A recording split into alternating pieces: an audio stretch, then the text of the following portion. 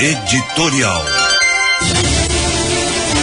Quando as cortes superiores de justiça eram herméticas e sem essa propaganda que fazem a respeito das sessões de julgamentos que estão sendo transmitidas pela televisão, a imagem que tínhamos dela era de que estávamos diante de homens preparadíssimos para resolver as questões mais intricadas que para nós parecia não haver saída.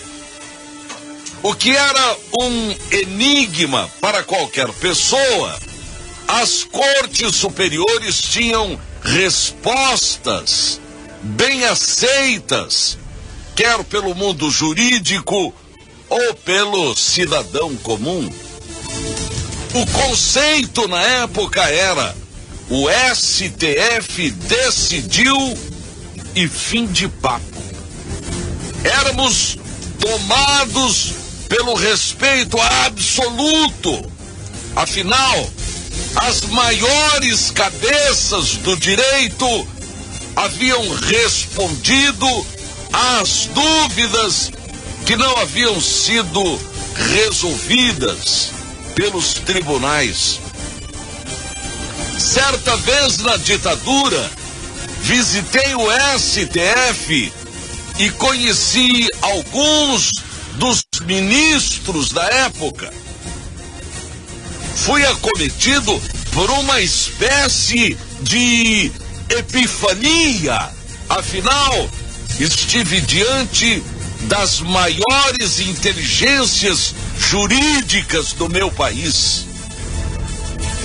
Tive o orgulho de apertar as mãos daqueles homens togados extraordinários que eram pessoas simples, humildes, gigantescos em conhecimentos e destemidos diante da situação que o nosso Brasil estava atravessando.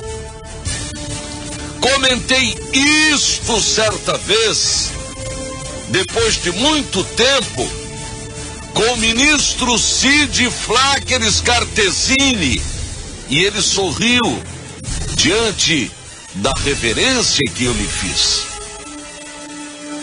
A distância das pessoas importantes é o que faz emanar o nosso respeito e a nossa admiração. Tempos atrás, fiz um artigo para a Boca do Povo sobre a necessidade de transmitir sessões da mais alta corte do nosso país. As brincadeiras que fazem entre si nos aproximam tanto deles que às vezes dá vontade de ligar, de brigar, de xingar e perguntar se aquilo é verdade ou mera reunião com o fito de propagandear sobre o trabalho que realizam.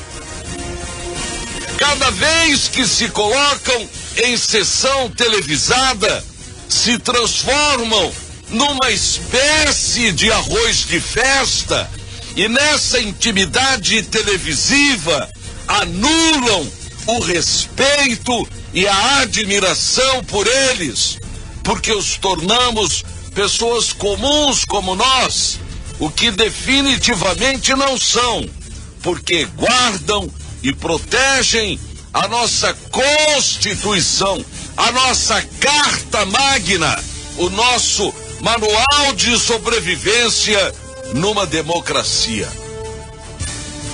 Entendo, pois, como um deputado Zé Ninguém, como foi chamado, mas que na verdade não é, porque foi votado e está legalmente constituído, investido do poder que o sistema de governo lhe dá, senão estaríamos numa ditadura.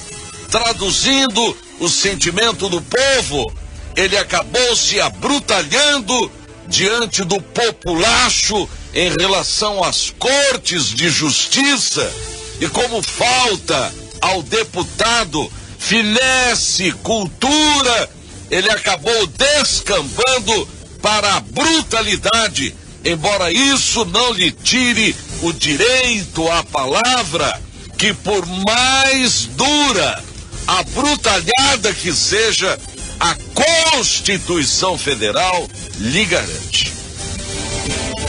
Nos Estados Unidos, juízes, desembargadores e ministros se mantêm distantes das mídias e dos meios de comunicação.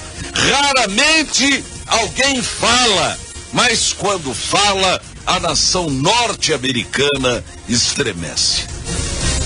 Imaginem-se diante de uma rainha, se ela vivesse vida comum, se relacionando com todos, o respeito, a hierarquia seriam quebradas e a soberana, à mercê do cidadão comum, acabaria envolvida até em briga de vizinhos. Juízes, desembargadores, ministros, presidente, generais, etc., precisam se resguardar. Afinal, são uma reserva sempre pronta para reagir diante dos grandes desentendimentos, convulsões sociais ou das insatisfações que assolam os países, sejam eles quais forem.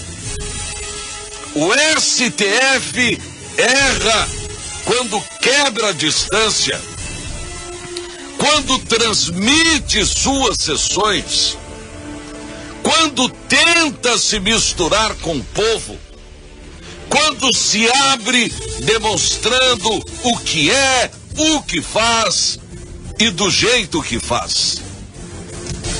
Isso explica psicologicamente o porquê das agressões, do desprestígio, das reações populares que solapam os nossos ministros.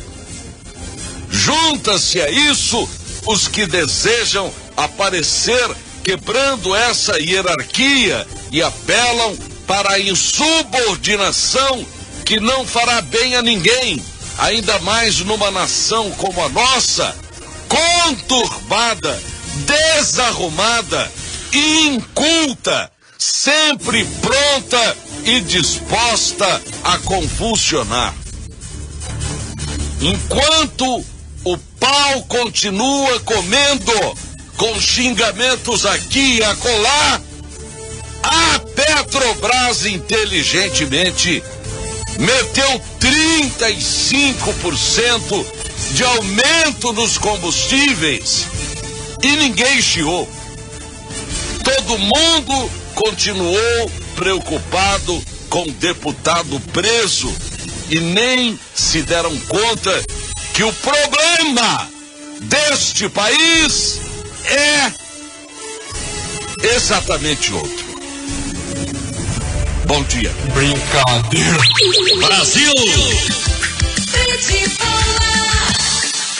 E o melhor da notícia.